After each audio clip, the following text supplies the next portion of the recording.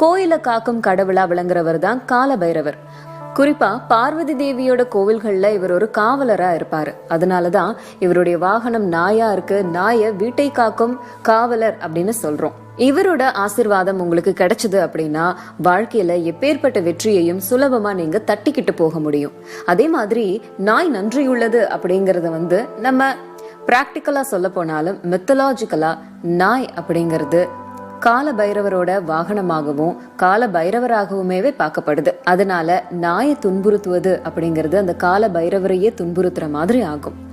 அதே மாதிரி கால பைரவரோட படத்தின் முன்னாடி உட்கார்ந்துகிட்டு கால பைரவ யந்திரத்தை உங்க முன்னாடி வச்சு மந்திரங்களை ஜபிக்க தொடங்கினா கூடுதல் பலன் கிடைக்கும்.